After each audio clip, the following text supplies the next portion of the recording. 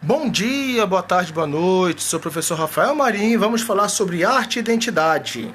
Música erudita brasileira dos 19 e 20, ok? Vamos começar falando o que é identidade, tá? Então, a identidade, ou você dá ideia de regional na tua música, tá? Ela vem a partir do século XIX, onde a tradição musical alemã do leitmotiv, ela se torna universal, tá? Então, esse leitmotiv, ele vai ter como base o quê? O nacionalismo. Então, o nacionalismo, ele passa a influenciar os compositores de outros países, tá? Então, olha só. Na metade do século XIX, então, vai se iniciar um processo de compreensão da mistura de sonoridades, tá?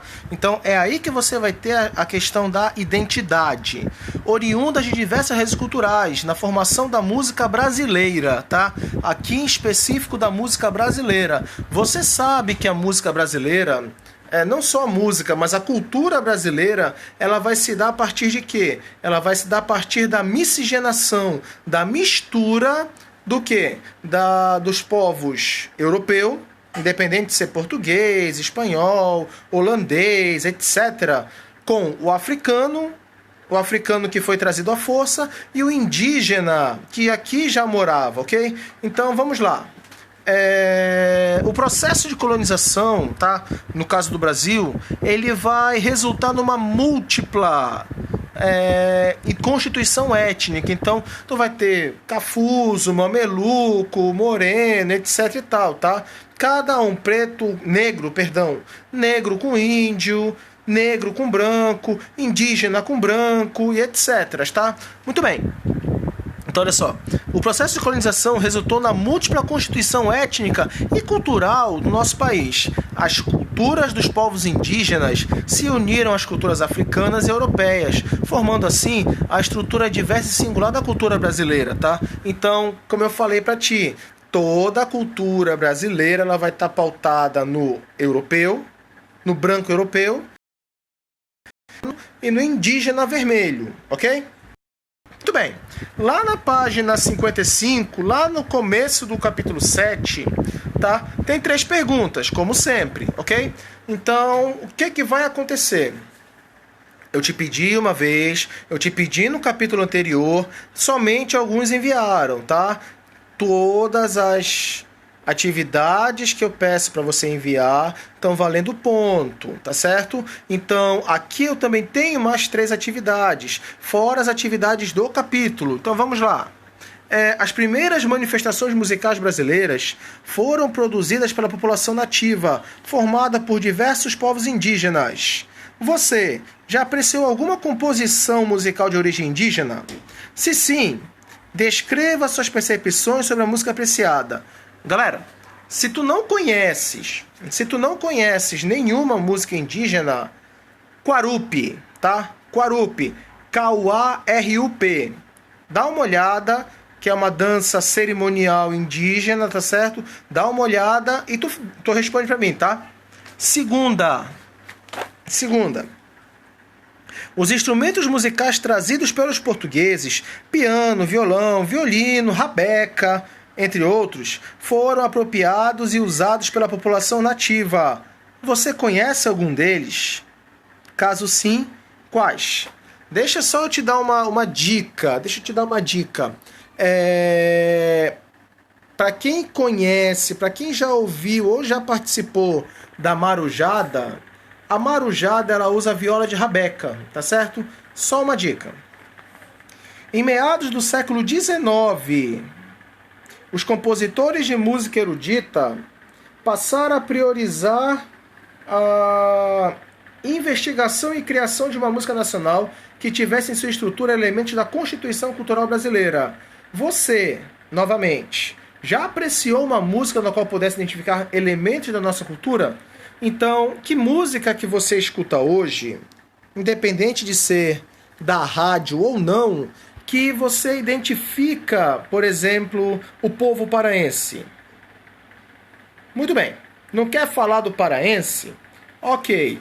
Que música que tu identifica, que música que tu ouve, que tu identifica o povo brasileiro, então? Tá certo?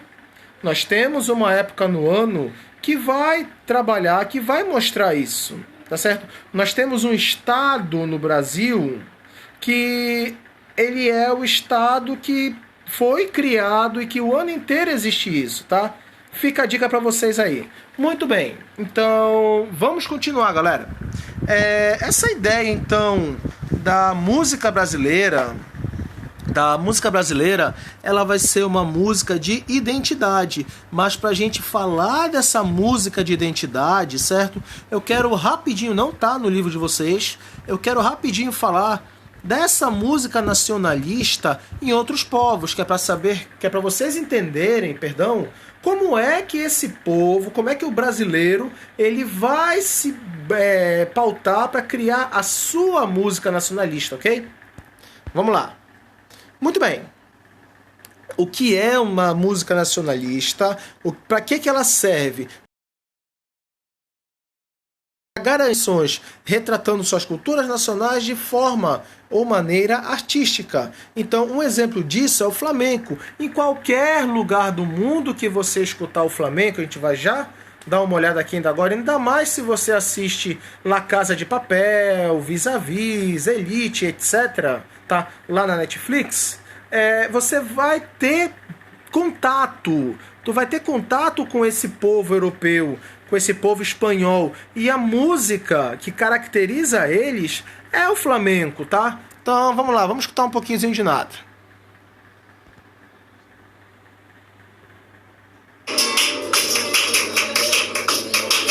Lembra da Sarai? Ou então da Nairobi? A Nairobi, que era cigana, ela vai se utilizar disso. Deixa eu correr só um pouquinho. Ih, parou.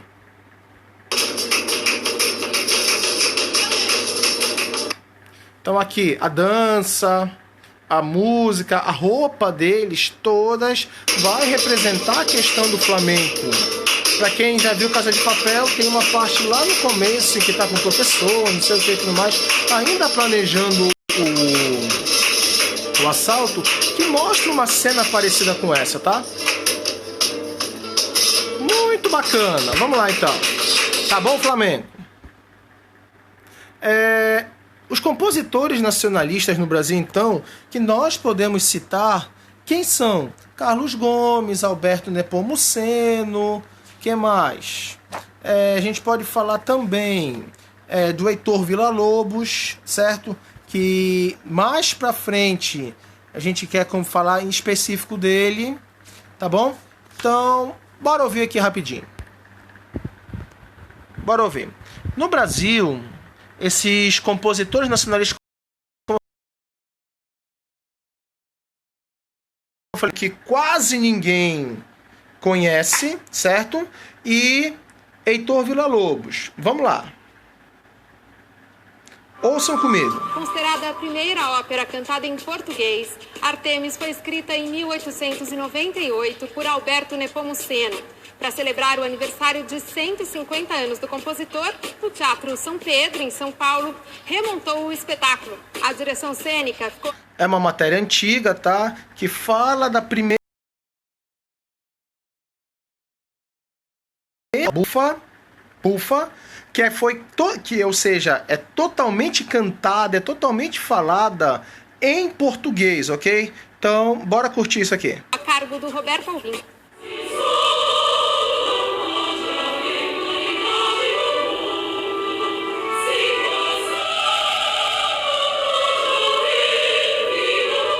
Esse ano, então, a gente comemora 150 anos de Alberto Nepomuceno. O Alberto Nepomuceno é um compositor fundamental na história da música brasileira.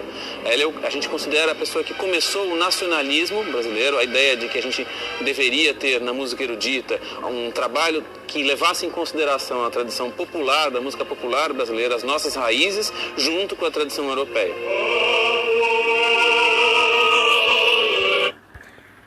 A música popular brasileira ao virtuosismo europeu, tranquilo? Então, se tu parar para pensar, a música clássica, neoclássica ou romântica, como é o caso dessa, o que vai acontecer? Tu vai ter um mais do mesmo na questão dos instrumentos, claro, porque são instrumentos eruditos, mas a temática talvez, porém, a simbologia, a fala e tudo mais, tudo isso vai mostrar, assim como o flamenco mostra lá atrás, essa ideia de nacionalismo, ok? Uma série de coisas que a gente tem de conquistas hoje, de ensino musical, de novos músicos, são também consequências da atuação do Nepomuceno. Ele é um cara, como compositor, muito pouco conhecido, muito pouco tocado. Se fez muito pouca coisa este ano pelos 150 anos dele. Não conheci o Alberto Nepomuceno, não sou mas percebi que o Nepomuceno, embora seja um gênio, um autor que traduziu Schoenberg, Weber, ele trouxe isso para o Brasil, ele criou uma obra magnífica e que é pouco conhecida mesmo entre o público conhecedor de música clássica. É muito interessante notar que na Artemis alguns traços de melodia brasileira que aparecem na construção da peça, é pelo fato de cantar. Se lançada aqui, que a ópera fizesse uma carreira aqui. A gente está montando Artemis aqui não por um valor arqueológico desse trabalho, mas por uma potência poética imensurável dessa obra. Essa ópera Artemis é baseada na história grega. Hélio, ele trabalha com a pedra e fez uma estátua de Artemis. E ele fica obcecado por essa estátua e, final, destrói a família. E eu sou mulher, se chama Hestia, tentando endurecer a vida dele de novo, mas, final, ele usa o coração da filha nossa e oferece.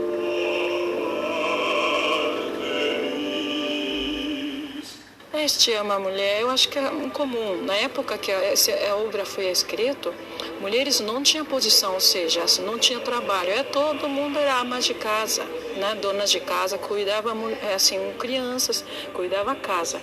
Essa época, assim, se aconteceria uma coisa assim, tipo, ele fala uma parte assim, vai embora, leva a filha também. É uma coisa que você perde completamente seu mundo inteiro. Então, este já está vivendo essa desespero contínuo e ela está tentando salvar e enfrenta uma luta psicológica contra seu marido. Aqui, como vocês ouviram, a ópera vai trabalhar, e ela explicou, ela contextualizou todo o processo em que essa primeira ópera nacionalista nacional do Alberto Nepomuceno, ela foi criada, tá certo? Então, é toda cantada em português, não existe canto em latim, canto em inglês, canto em italiano. Minha parte, eu preciso expressar desespero, sofrimento e pérdida e medo. Eu tenho que expressar isso sem mexer meu corpo. Esse é o mais difícil que existe. Vocês lembram que nós falamos lá da música do Debussy e tudo mais?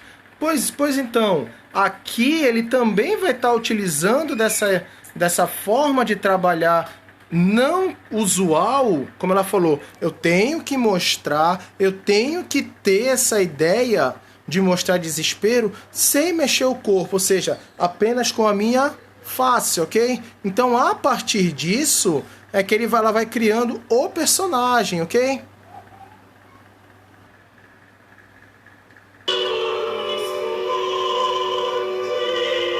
O Nepomuceno pede erige uma estátua da deusa Ártemis, e como é uma figura central dentro dessa trama, e como resolver essa questão, porque ela tem que explodir uma hora, ela tem que ser destruída uma hora. Então nós acabamos optando por fazer essa escultura que o Fernando Bretas construiu. Essa nos pareceu realmente a melhor hipótese. O ponto justamente era que fosse recebido através das palavras que os cantores proferem.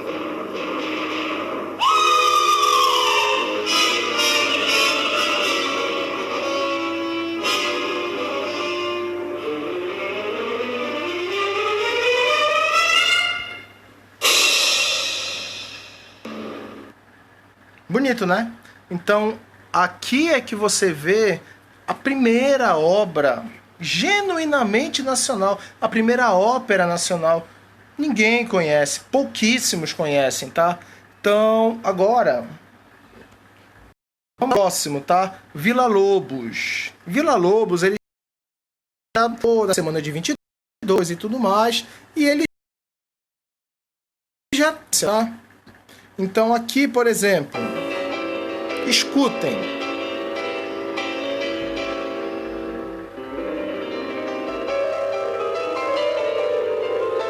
Reconheceu já, né?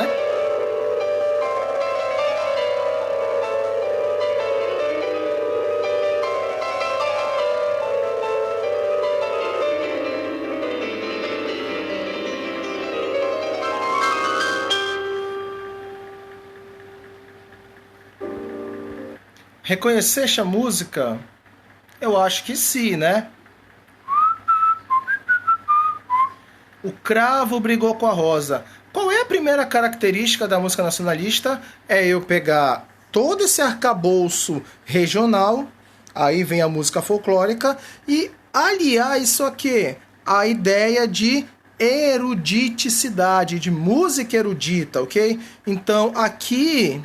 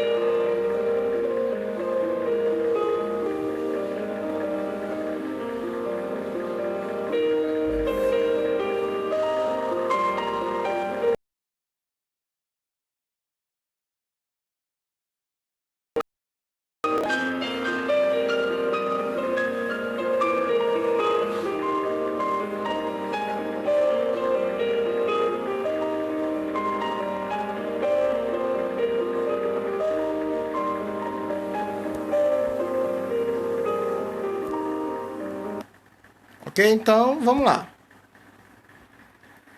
Os compositores, então, esses compositores nacionalistas, tanto um, que é o Nepomuceno, quanto o Heitor Villa-Lobos, eles vão fazer o quê? Eles vão querer inserir melodias e ritmos do folclore, como lá, o cravo brigou com a rosa, por exemplo, da cultura africana, do universo indígena. Tudo isso mesclado pela linguagem tonal, ou seja, diferente lado com atonalismo. Aqui eu vou trabalhar com tonal, vou voltar a trabalhar com tonal, ok? Eu vou voltar a trabalhar com uma nota máxima que eu posso alcançar, tá certo? Então aqui, basicamente, você vai ter o que? Toda essa ideia de música nacionalista, tá? De música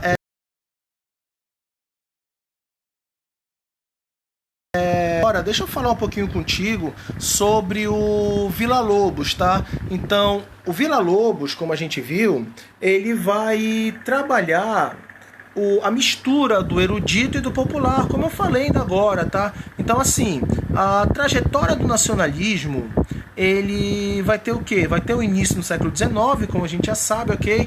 Ele vai seguir de forma crescente no começo do século XX, tá? Então, assim, esses nacionalistas, esses maestros, compositores nacionalistas, eles vão ter como base o quê? Eles vão ter como base exaltar a figura nacional, exaltar aquele momento de mostrar o que eles estão trabalhando, tá? O que eles querem que o mundo saiba. Um outro exemplo de música nacionalista é o Guarani, tá? Eu vou pegar aqui, vou pausar o vídeo rapidinho, que eu vou botar lá o Guarani pra gente, tá? Só um segundo.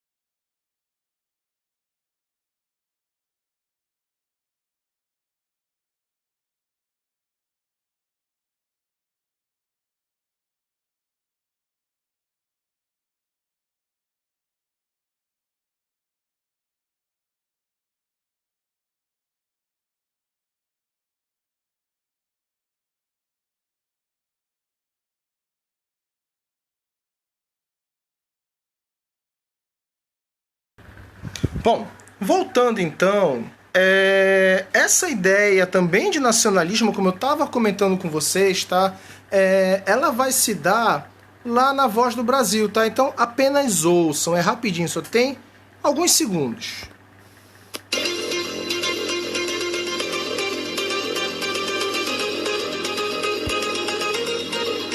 A EBC, Empresa Brasil de Comunicação, informa. Esse é da Voz do Brasil, ok? Porém, lá aqui eu quero mostrar, aqui tem exatamente a versão clássica, nacionalista, que durante muito tempo foi considerado o principal, foi considerado como o hino nacional brasileiro, é o Guarani de Carlos Gomes, tá?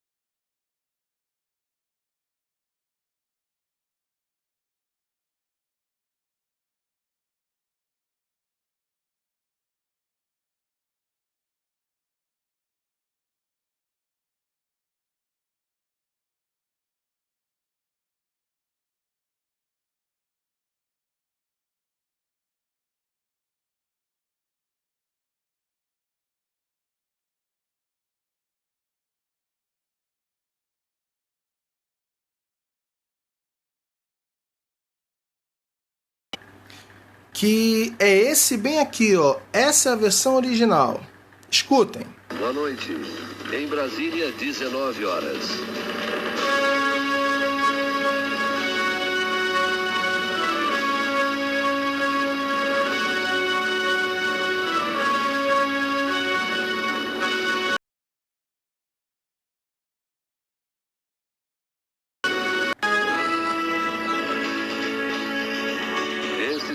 Pois é, então essa música que é o Guarani, tá, de Carlos Gomes, que ele vai ser considerado o primeiro hino nacional, tá, fora do Brasil, tranquilo?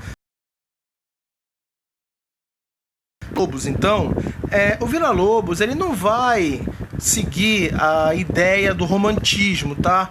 Que naquele momento ainda delimitava a música erudita mundial, tá? Então, o que vai acontecer? Ele vai investigar o momento, tá? Lembra que eu falei que a música nacionalista usava coisas do folclore, coisas particulares de cada povo? Ele usou isso. Ele vai usar o Villa-Lobos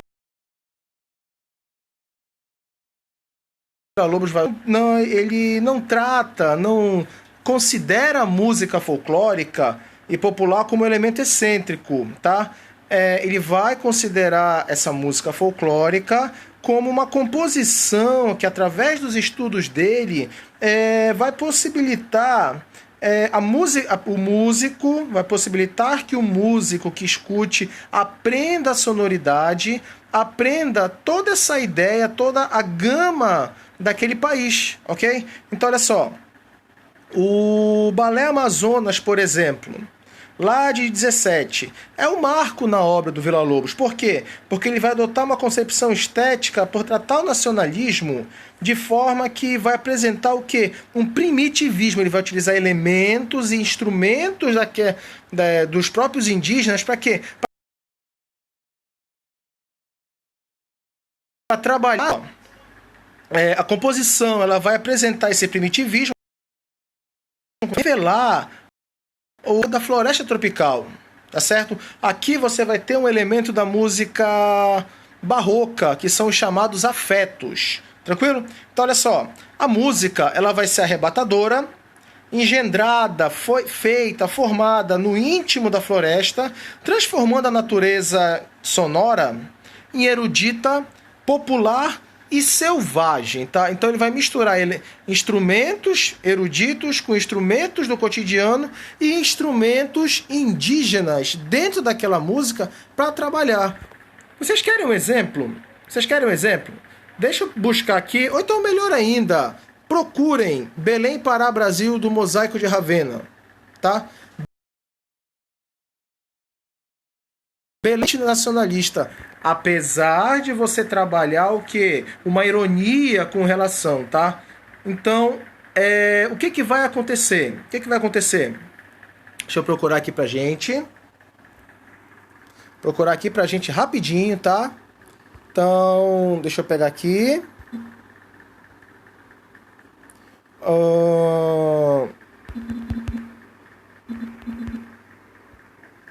Vamos lá. Vamos destruir o ver-o-peso e construir um shopping center. Eles trabalham aqui, eu vou pegar só algumas partes. Eles trabalham os instrumentos do rock, guitarra, baixo, teclado, bateria, certo? Como uma forma eurocêntrica de trabalhar, ok? Deixa eu correr um pouquinho. Só pra gente brincar.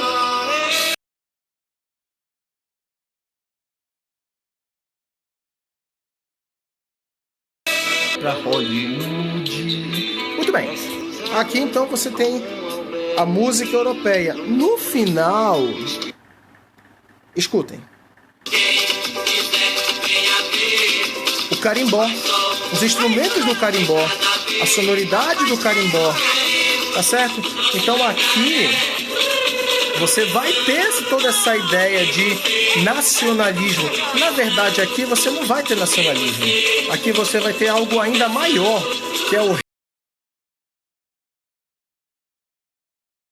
que ele vai apenas mostrar coisas do Pará, e a sonoridade que vai te fazer lembrar em qualquer lugar do mundo do carimbó, ok? Deixa eu parar aqui. Então é o seguinte. A expressão da brasilidade de Villa-Lobos irá prosseguir na série Coros, tá? Do Balé Irapuru e em outras obras do compositor. Seu nacionalismo rompe com a forma de incutir elementos brasileiros em uma estrutura musical tradicionalmente europeia. A música erudita, ela é tradicionalmente europeia, ok? Muito bem. Então, utilizada pelos seus precursores e parte para uma assimilação visceral do folclore e da cultura popular. Toda a produção do Villa-Lobos, ela vai estar pautada no folclore brasileiro, ok? Vai estar pautada na cultura nacional. Toda a produção, independente de ser Atirei o Pau no Gato, independente de ser O Cravo Brigou com a Rosa, você vai ter outras músicas, como por exemplo aqui, o Amazonas.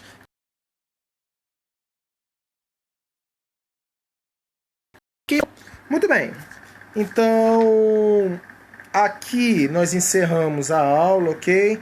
Tem algumas atividades que eu quero que vocês façam, como por exemplo, a música de Carlos Gomes.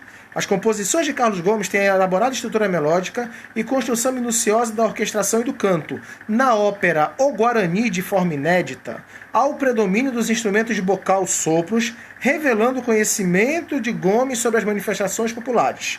Na obra O Escravo, evidencia-se uma atmosfera tropical na rica composição melódica e na na utilização de harmonias e timbres pouco usuais. Então, aqui está dizendo para formar grupo, mas individualmente. Escutem o Guarani, que vocês já escutaram uma parte, e o Escravo. Identifiquem a estrutura de cada obra, a história, certo? Pesquisem a história, personagens, tá? E escrevam para mim sobre isso. Mandem. Outra coisa, depois de conhecer a história dos personagens presentes nas óperas O Guarani, parte das composições,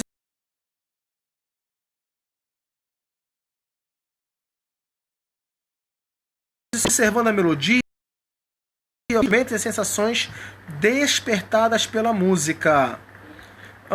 Cria uma produção artística, música, vídeo, dança, etc e tal, inspirados nas sonoridades das composições de Carlos Gomes. Escutem e produzam. Pode ser uma fotografia, pode ser um vídeo, pode ser um videoarte, não sei, é contigo. Tá valendo ponto. Dúvida, me manda um e-mail e eu mando toda a explicação para ti, ok? Você vai transformar o que você ouvir em algo para ser visto. Obra-prima, Trenzinho do Caipira. Procurem, tá? Então, a composição Trenzinho do Caipira integra a obra Baquianas Brasileiras, número 2, criada em 1930. A obra de Villa-Lobos constrói uma ponte entre a sonoridade barroca de Bach e a tradição musical ocidental e a brasilidade. O Trenzinho do Caipira traz para a orquestra os sons e ruídos do movimento de uma locomotiva. Villa-Lobos explora as sonoridades da locomotiva, o ritmo do movimento da máquina, a velocidade, a musicalidade caipira e a erudição. Anos depois, a música recebeu uma letra composta pelo poeta Ferreira Goulart, que dialoga com a sonoridade e o tema da composição de Villa-Lobos. Aprecie a obra e redija um parágrafo descrevendo seus sentimentos, pensamentos, sensações e observações sobre a sonoridade da composição. 2.